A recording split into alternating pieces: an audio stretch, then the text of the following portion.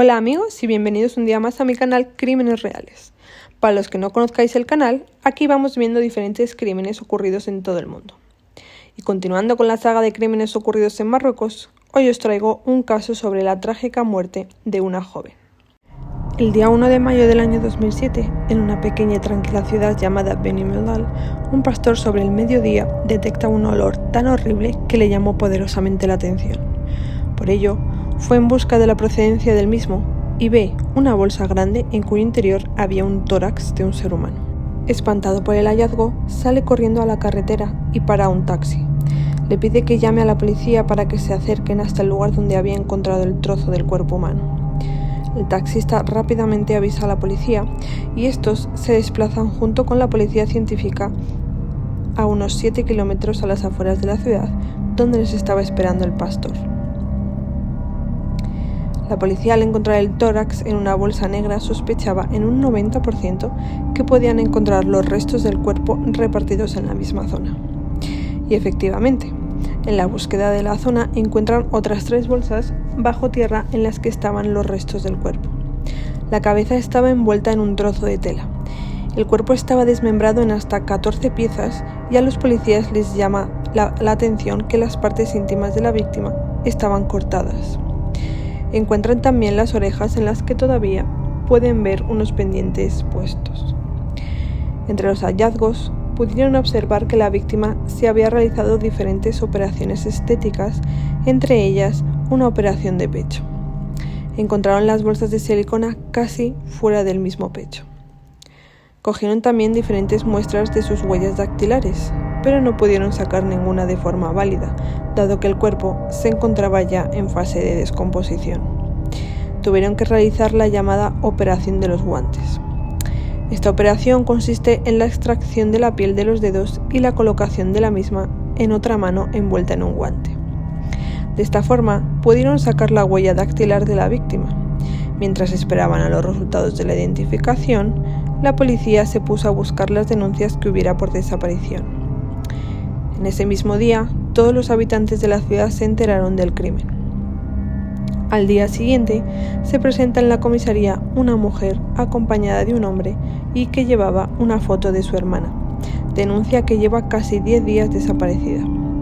Con la foto que proporciona esta mujer, los policías la comparan con la reconstrucción que habían hecho del cuerpo y parece que se trata de la misma persona. Aunque era muy difícil comprobarlo, dado que el cuerpo se encontraba en muy malas condiciones. Gracias a los pendientes que tenía la víctima en las orejas, finalmente pudieron determinar que se trataba de Leila, la hermana de esta mujer. Es entonces cuando la policía se traslada a la casa de Leila para inspeccionar en busca de alguna pista que les pudiera conducir hasta el asesino. Pero la casa se encontraba en orden. Como todavía tenían dudas sobre la identificación de la víctima y en la casa encontraron un cepillo con restos de pelo, se lo llevaron a la policía científica para analizarlo y compararlo con la víctima. Leila nació en el mes de septiembre del año 1987, fruto de un embarazo fuera del matrimonio. No conocían quién era el padre y la madre en ese entonces no podía mantener a esta bebé. Decide entonces donarla a una señora que era cantante de folclore marroquí. Para la cantante no era su primera adopción, sino que ya tenía otras 2 niñas adoptadas. Leila creció en una familia llena de amor y con una buena educación. Según los testigos, decían que Leila era una chica muy guapa. Cuando finalizó sus estudios, empezó a trabajar como ayudante en una farmacia. Antes de la muerte de Leila, su madrastra se puso mala y murió. La cantante tenía en aquel entonces 3 casas que dejó a nombre de Leila, ya que las otras 2 hermanas ya estaban casadas y habían formado sus familias. Con este hecho, la cantante lo que pretendía era dar la misma estabilidad económica que tenían sus hermanas a Leila. El vínculo que tenía con Leila era mucho más profundo que con las otras 2 hermanas, ya que a Leila la había adoptado en el primer mes de vida, mientras que a las otras 2 hermanas las había adoptado cuando ya eran unas niñas. Leila cuidó muchísimo de su madrastra cuando se puso mala, por lo que tanto Leila como la cantante tenían un vínculo muy estrecho. La policía, con todos estos datos, empezó a investigar a las hermanastras de Leila. Empezaron con Azahara y buscando en su casa encontraron 1.300 euros bien escondidos. La policía pregunta al marido de Azahara por la procedencia de este dinero y este les indica que no tiene conocimiento de la existencia del mismo. Le preguntan a Azahara y ella confirma que no sabe nada de ese dinero y que seguramente es de su marido.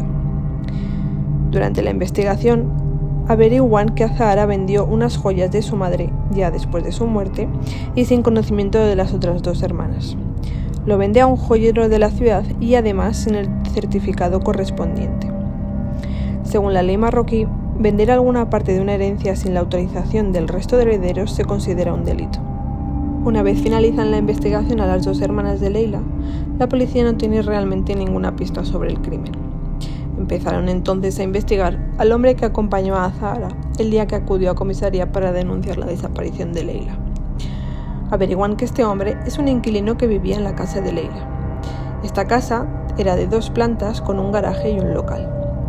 El hombre llamado Mohamed llevaba muchos años como inquilino en el bajo de la casa y en el local de la casa, que utilizaba para su negocio, que era especialista en toldos. La cantante, durante su vida, confiaba mucho en este hombre. Antes de empezar a investigarle, durante el interrogatorio de la hermana de Leila, que estaba acompañada por Mohamed, uno de los policías se percató de que al preguntar por la herencia, Mohamed hacía un suspiro de alivio. Este policía insistió a su jefe para interrogar a este hombre, dado que sospechaba de él. Leila confiaba mucho en Mohamed. Para ella era el hermano que nunca tuvo. Mohamed propuso a Leila vender 2 casas y comprar un piso en una buena zona de la ciudad, ya que sabía que Leila era una chica joven y que le gustaba vivir la vida. Efectivamente, Leila, con la ayuda de Mohamed, vende las 2 casas y saca unos 45.000 euros. Gastó 5.000 euros en una operación estética facial y en otra de pecho. El resto del dinero lo ingresó en una cuenta corriente que abrió con la ayuda de Mohamed. La confianza que había entre Leila y Mohamed era ilimitada hasta el punto de que Leila le dio el PIN secreto de la tarjeta bancaria. La policía, al saber toda esta información, decide registrar la casa de Mohamed. Mohamed no puso ninguna pega, les acompañó hasta la puerta de la casa. Incluso en el interrogatorio se mostró tranquilo. Al registrar la casa, encontraron en la cocina una tela que era muy parecida a la utilizada para envolver la cabeza de Leila. En este momento, la policía ya tiene un sospechoso. Le preguntan cómo era posible que tuviera una tela que era la misma que habían utilizado en el crimen de Leila, pero él se limita a responder que no tiene ni idea. La policía halla también un punto de sangre en una pared de la casa que estaba además pintada de rojo y un trozo muy pequeño de carne que tenía un pelo, por lo que llaman a la policía científica para que coja estas muestras y puedan analizarlas. La policía científica confirma que el pelo hallado en el trozo de carne era de Leila. Registran también los desagües de la casa y encuentran muchos coágulos de sangre que resultaron que también pertenecían a Leila. Con todas estas pruebas a las que se enfrenta Mohamed, al final termina reconociendo el crimen. Pero, ¿quién era Mohamed?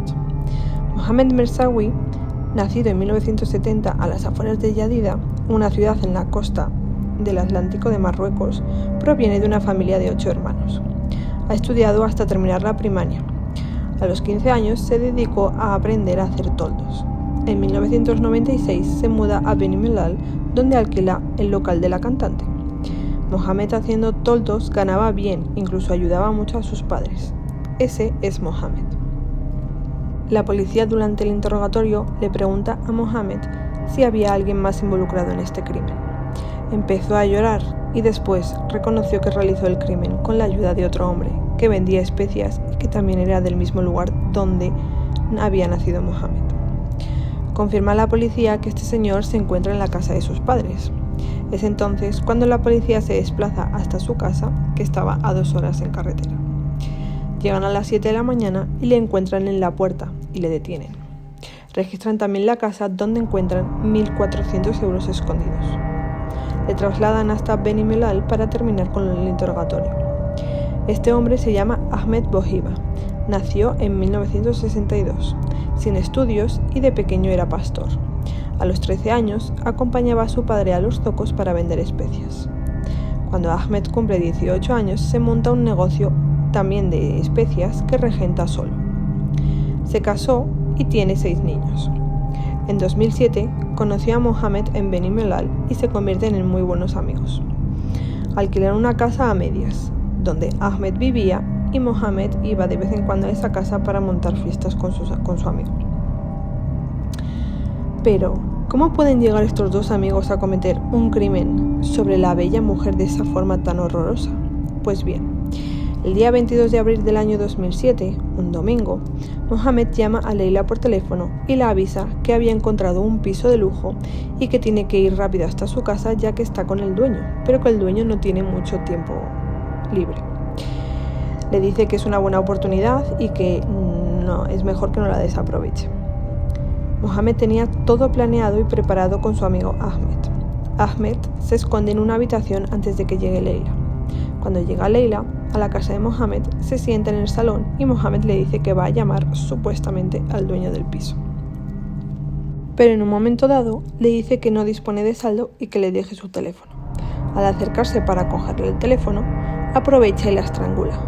Llama a Ahmed, quien le apuñala 3 veces en la tripa.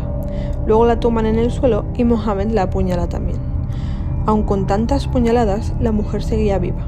Aquí fue cuando Mohamed le corta la cabeza directamente para asegurarse de que la mata. Después la quitan toda su ropa y cortaron el cuerpo de la siguiente manera. Cuando Mohamed cortaba el brazo derecho, Ahmed cortaba el brazo izquierdo y así con todo el cuerpo. Es decir, han compartido todos los roles del crimen. Después de cortar a la víctima y meterla en bolsas, se dedicaron a limpiar bien la casa, se han duchado los dos y han salido a la calle. Mohamed le pide a un amigo suyo una moto y se marchan con ella para estudiar en qué zona podían esconder el cuerpo. A la vuelta, le paran en un control policial ya que ninguno llevaba casco. Al no tener cómo pagar la multa, dejan la moto a la policía y continúan andando. Cuando llegan a la casa, llaman a un transportista que tenía una camioneta pequeña y le preparan un té y algo de comer. Mientras el hombre comía, ellos cargaron las bolsas con el cuerpo de Leila dentro de la camioneta.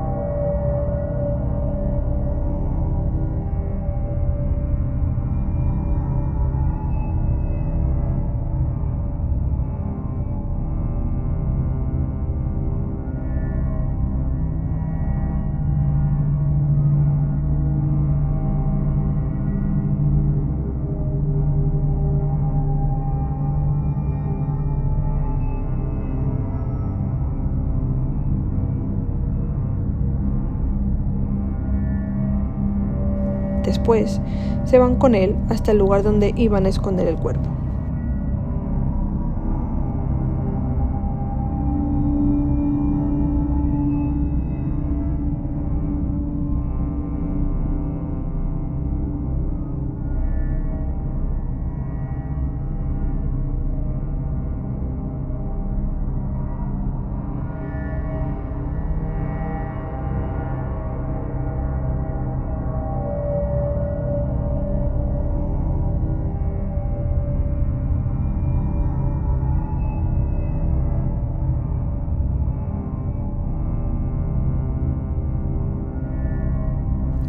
Cuando llegan al lugar, pagan al transportista y descargan las bolsas.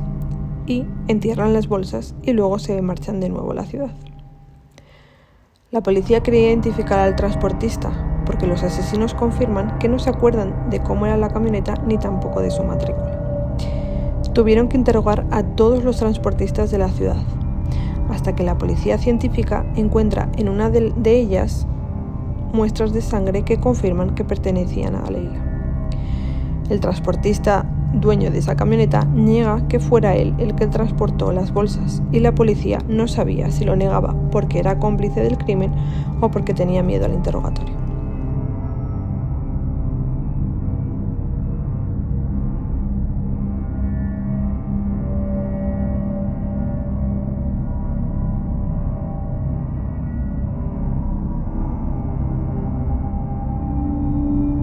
Los asesinos, después de enterrar el cuerpo, vuelven a la casa, la vuelven a limpiar y preparan la cena.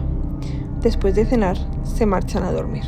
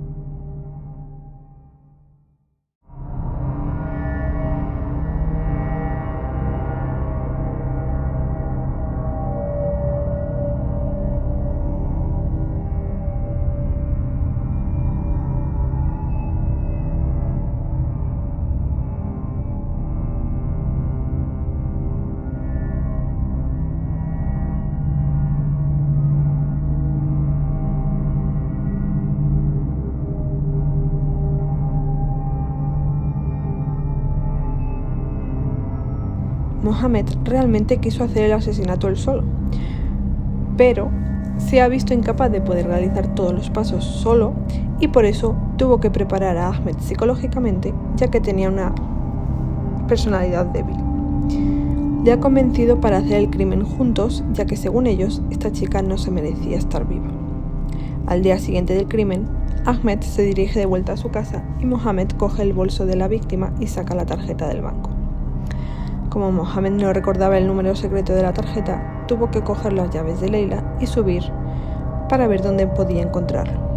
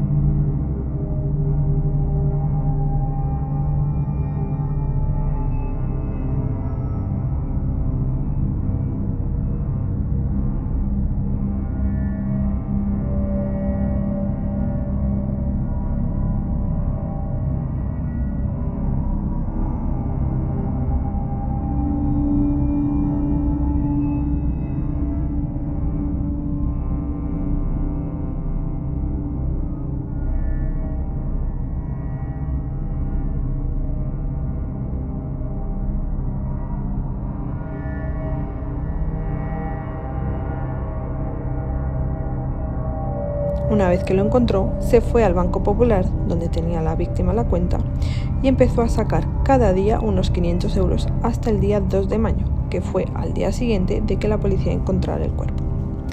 En total sacó 4.500 euros.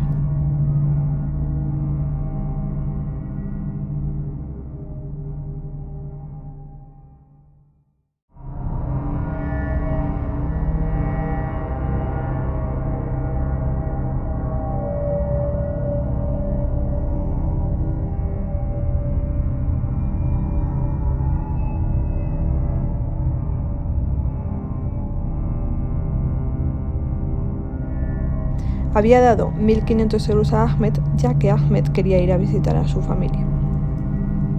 Con todos estos datos, la policía supo que Ahmed accedió a cometer el crimen por una razón económica. Pero nosotros nos preguntamos, ¿cuál era la razón de Mohamed? Porque según muchos testigos, Mohamed no tenía problemas económicos, ya que ganaba bien en su trabajo. Sin embargo, la policía también dice que Mohamed tenía muchos gastos. Tenía los suyos propios, la de los alquileres y los de su propia familia.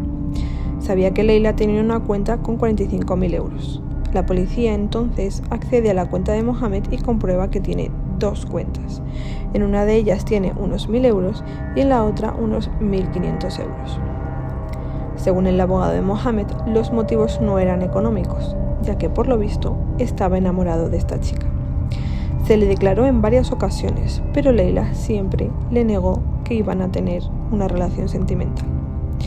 En los últimos días, Mohamed descubre que Leila tenía una relación seria con otro hombre. El día del juicio, el juez pregunta a Mohamed: ¿por qué mataste a Leila? Porque si solamente querías el dinero, tú tenías formas de poder conseguirlo sin necesidad de matarla. Mohamed responde que Leila le había dicho que se iba a casar con él y después descubrió que estaba con otro hombre.